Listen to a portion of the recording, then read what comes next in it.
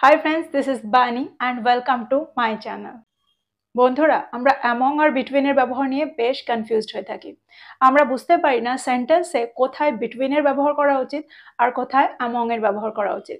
আবার মাঝে মাঝে উইদিন নিয়েও আমরা বেশ কনফিউজড হয়ে থাকি যে সেন্টেন্সে উইদিনের ব্যবহারটা আমরা কোথায় করব। আবার কখনো কখনো সেন্টেন্সে আমরা অ্যামংস্ট এর ব্যবহার দেখি, তো অ্যামংস্ট এর ব্যবহারটা সেন্টেন্সে কি করে হচ্ছে, এটা নিয়েও আমরা বেশ কনফিউজড থাকি। তো আজকের এই ভিডিওটাতে তোমরা সমস্ত কনফিউশন দূর করতে পারবে। দেখো, আজকের এই ভিডিওটাতে তোমরা শিখতে চলেছো সেন্টেন্সে আমরা কোথায় কোনটার ব্যবহার করতে পারি। দেখো, এগুলোর সঠিক ব্যবহার জানা কিন্তু খুবই দরকার। যদি তোমরা এগুলোকে ঠিক করে ব্যবহার না করতে পারো, কোনটার ব্যবহার কোথায় হয় সেটা যদি ঠিক করে না জানো, তাহলে কিন্তু সেন্টেন্স তোমরা ভুল তৈরি করবে। আর ঠিক সেই কারণে আজকের ভিডিওটাতে তোমরা সমস্তগুলোর সঠিক ব্যবহার জানতে পারবে। তাহলে তোমরা বুঝতে পারছো আজকের ভিডিওটা কতটা ইম্পর্টেন্ট, কতটা ফ্রুটফুল হতে চলেছে। তোমরা কোথাও যাবে না, আমার সাথে ভিডিওটা একদম শেষ পর্যন্ত থাকবে। যারা চ্যানেলে নতুন, অর্থাৎ প্রথম আমার ভিডিও দেখছো, তারা প্লিজ চ্যানেলটাকে সাবস্ক্রাইব করে নিও, তাহলে যখনই আমি ভিডিও আপলোড করব তোমরা নোটিফিকেশন পেয়ে যাবে। তো আর দেরি না করে চলো শুরু করা যাক আজকের ভিডিও। সবার আগে আমরা দেখব অ্যামং এর ব্যবহার, অর্থাৎ সেন্টেন্সে আমরা অ্যামং কে কিভাবে ব্যবহার করতে পারি সেটা আমরা দেখব। দেখো, অ্যামং এর অর্থ হলো কোনো কিছুর মধ্যে। সেটা কোনো ব্যক্তি হতে পারে, কোনো জিনিস হতে পারে, কোনো জায়গা হতে পারে। কোনো কিছুর মধ্যে বোঝাতে আমরা কিন্তু অ্যামং এর ব্যবহার সেন্টেন্সে করি। এক্সাম্পল দেখো, আরো ভালো করে বুঝতে পারবে। সমস্ত বিকল্পগুলোর মধ্যে আমি লালটা বেছে নিয়েছিলাম। I chose the red one among all the options. I chose the red one among all the options.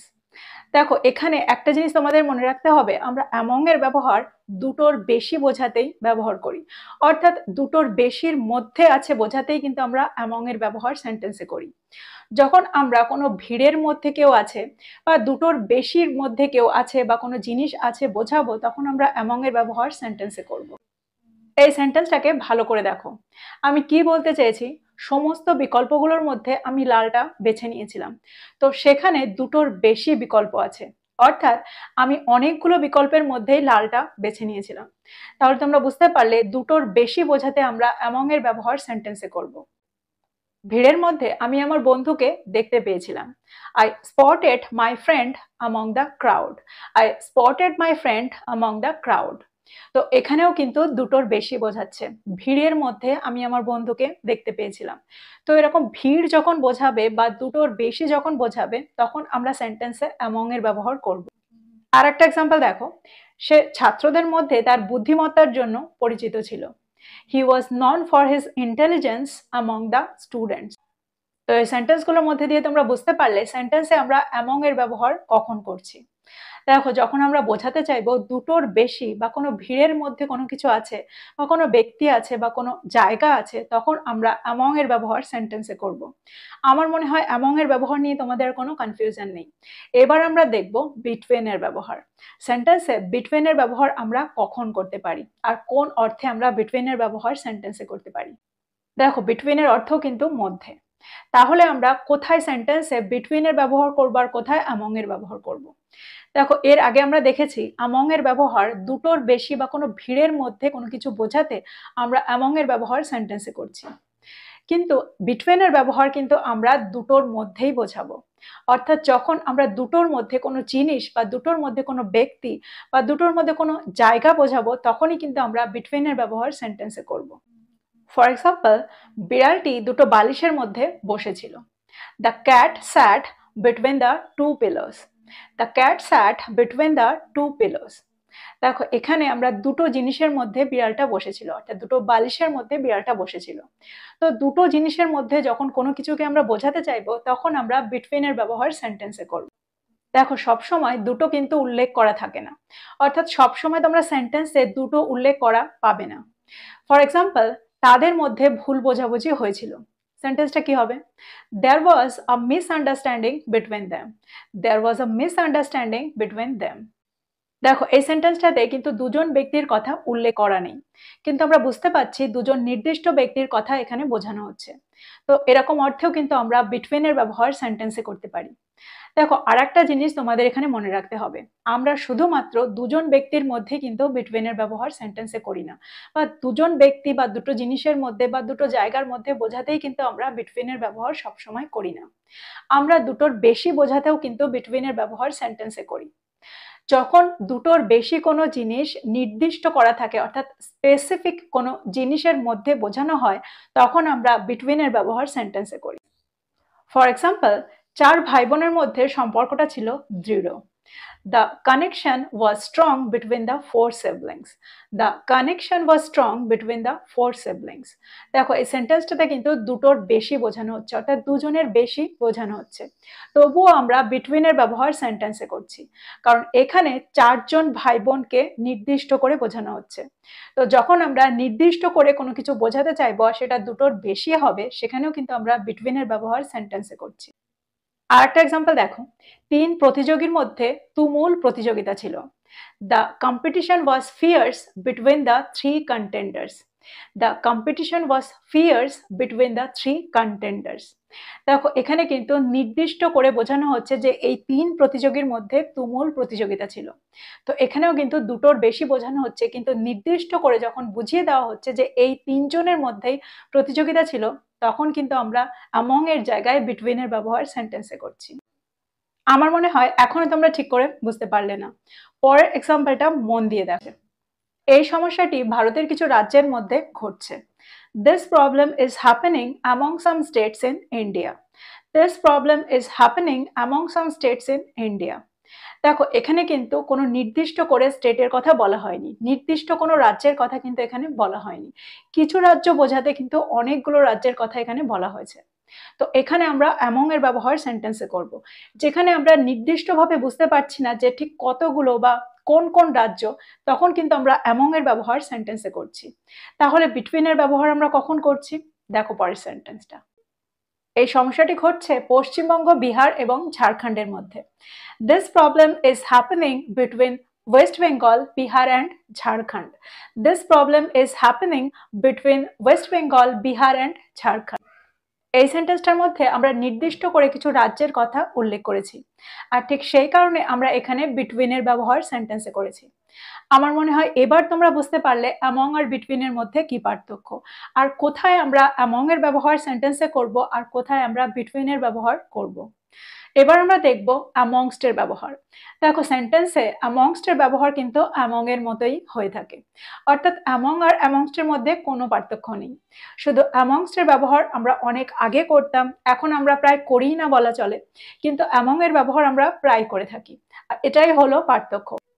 আর একটা পার্থক্য এদের মধ্যে আছে, সেটা হলো আমেরিকান ইংলিশে অ্যামং এর ব্যবহার হয়ে থাকে আর ব্রিটিশ ইংলিশে অ্যামংস্ট এর ব্যবহার হয়ে থাকে। সেন্টেন্স দেখো, তোমরা আরো ভালো করে বুঝতে পারবে। দেখো, যে সেন্টেন্সগুলোতে আমরা অ্যামং এর ব্যবহার করেছিলাম ঠিক সেই সেন্টেন্সগুলোতেই কিন্তু আমরা অ্যামংস্ট এর ব্যবহার করতে পারি। ফর এক্সাম্পল, সে ছাত্রদের মধ্যে তার বুদ্ধিমত্তার জন্য পরিচিত ছিল। He was known for his intelligence amongst the students. He was known for his intelligence amongst the students. তাহলে তোমরা বুঝতে পারলে যেখানে আমরা among এর ব্যবহার করি ঠিক সেখানেই আমরা amongst এর ব্যবহার করতে পারি। এদের মধ্যে কিন্তু কোনো পার্থক্য নেই। এবার আমরা দেখব within এর ব্যবহার। দেখো, within এর ব্যবহারটা জানা কিন্তু খুব ইম্পর্টেন্ট। উইদিনটাকে তোমরা খুব ভালো করে বোঝার চেষ্টা করো, আমরা কোন কোন অর্থে আর কোথায় আমরা উইদিন এর ব্যবহার সেন্টেন্সে করছি। দেখো, অ্যামং, অ্যামংস্ট আর বিটুইন এর মতো উইদিন এর অর্থও কিন্তু মধ্যে। তাহলে উইদিনকে আমরা কোথায় ব্যবহার করব, এটা আমরা সেন্টেন্সের মধ্যে দিয়ে ভালো করে শিখব। ফর এক্সাম্পল, সে 3 ঘন্টার মধ্যে তার বাড়ির কাজ শেষ করবে। She will complete her homework within 3 hours. She will complete her homework within 3 hours. এখন প্রশ্ন হচ্ছে, তাহলে আমরা ইন এর ব্যবহার কোথায় করব, অর্থাৎ কি পার্থক্য আছে ইন আর উইদিন এর মধ্যে, এটা আমাদের জানতে হবে। যদি আমি বলি she will complete her homework in 3 hours, she will complete her homework in 3 hours, তাহলেও তো অর্থটা একই আসে। তাহলে দুটোর মধ্যে কি পার্থক্য? দেখো, সেন্টেন্সে যখন আমরা বোঝাতে চাইবো যে 3 ঘন্টার আগে সে তার হোমওয়ার্কটা শেষ করতে পারবে না, অর্থাৎ সে তার হোমওয়ার্কটা শেষ করবে 3 ঘন্টার মধ্যে, 3 ঘন্টার আগে সে হোমওয়ার্কটা শেষ করতে পারবে না, তার 3 ঘন্টাই লাগবে, এরকম অর্থে কিন্তু আমরা ইনের ব্যবহার সেন্টেন্সে করব। আর যখন আমরা বোঝাতে চাইবো 3 ঘন্টার মধ্যে যে কোনো সময় সে তার হোমওয়ার্ক শেষ করে ফেলতে পারে, তখন আমরা উইদিন এর ব্যবহার সেন্টেন্সে করব। আরেকটা এক্সাম্পল দেখো, অনুষ্ঠানটি 10 মিনিটের মধ্যে শুরু হবে। The event will start within 10 minutes. The event will start within 10 minutes, যার অর্থ আমরা বোঝাতে চাইছি 10 মিনিটের মধ্যে যে কোনো একটা সময় অনুষ্ঠানটা শুরু হবে। যদি আমি বলি the event will start in 10 minutes, তাহলে তার অর্থটা কি হবে? অর্থাৎ ওটার সাথে এটার কি পার্থক্য হবে? 10 মিনিটের আগে অনুষ্ঠানটা শুরু হচ্ছে না, অর্থাৎ অনুষ্ঠানটা শুরু হতে 10 মিনিট লাগবে। এবার তোমরা বুঝতে পারলে যে দুটোর মধ্যে কি পার্থক্য, কোথায় আমরা ইনের ব্যবহার করব আর কোথায় আমরা উইদিনের ব্যবহার সেন্টেন্সে করব। এবার আমরা দেখব উইদিনের অন্য আর একটা ব্যবহার। দেখো, যখন আমরা কোনো জিনিসের উপস্থিতিটা চোখে দেখতে পাই না, তখনও কিন্তু আমরা উইদিনের ব্যবহার সেন্টেন্সে করে থাকি। এক্সাম্পল দেখো, আরো ভালো করে বুঝতে পারবে। সমস্যার মধ্যেই সমাধানটি নিহিত আছে।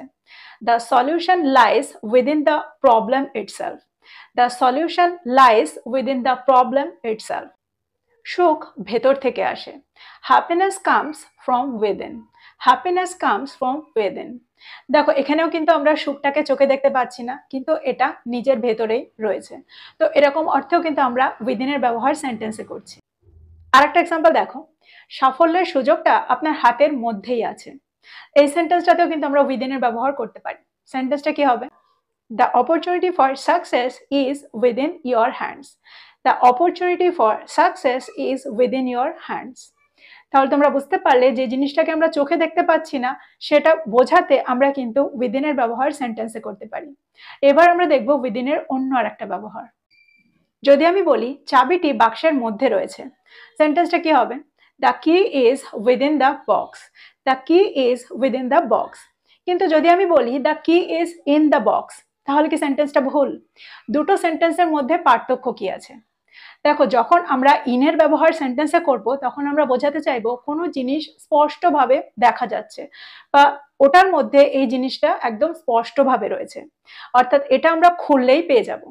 কিন্তু উইদিনের ব্যবহার আমরা তখন করব যখন ইনের থেকে বেশি ডিপে কোনো জিনিস থাকবে, অর্থাৎ গভীরে কোনো জিনিস ঢুকে আছে, বা কোনো জিনিস দিয়ে কভার্ড করা রয়েছে, কোনো জিনিসের মধ্যে কোনো জিনিস রয়েছে বোঝাতে আমরা উইদিনের ব্যবহার সেন্টেন্সে করব। এক্সাম্পল দেখো, আরো ভালো করে বুঝতে পারবে। যদি আমি বলি পোশাকটি আলমারির মধ্যে ছিল, তাহলে সেন্টেন্সটা কি হবে? The dress was within the almirah. The dress was within the almirah. কিন্তু আমরা সাধারণত কি বলে থাকি? The dress was in the almirah. তাহলে কি পার্থক্য হলো? দেখো, যখন আমরা ইনের ব্যবহার এখানে করছি, তখন আমরা আলমারি খুললে খুব সহজেই এটা দেখতে পাচ্ছি, অর্থাৎ পোশাকটা আমরা আলমারি খুললেই দেখতে পাচ্ছি, অর্থাৎ এটা নির্দিষ্টভাবে রয়েছে। কিন্তু যদি আমি উইদিনের ব্যবহার এখানে করি, তখন আমরা বোঝাতে চাইছি আলমারির মধ্যে তো রয়েছে, কিন্তু কোনো জিনিসের ভেতরে ঢোকানো আছে, অর্থাৎ কোনো জিনিস দিয়ে কভার করা রয়েছে, আর সেটা ইনের থেকে বেশি ডিপে আছে। তো আমার মনে হয় এই এক্সাম্পল দুটোর মধ্যে দিয়ে তোমরা বুঝতে পারলে ইন আর উইদিনের মধ্যে কি পার্থক্য, অর্থাৎ উইদিনকে আমরা কোথায় ব্যবহার করতে পারি। তো এই ছিল আজকের টপিক। আমি আজকের টপিকের মধ্যে সমস্তগুলো বোঝানোর চেষ্টা করেছি। তোমাদের যদি কোথাও কোনো কনফিউশন থাকে, আমাকে কমেন্ট বক্সে কমেন্ট করে জানাও। আমার মনে হয় আজকের পরে এগুলোর ব্যবহার নিয়ে তোমাদের আর কোনো কনফিউশন থাকবে না। So this is all about today. I will be back with another video. Till then, take care. Thank you for watching this video. Bye bye.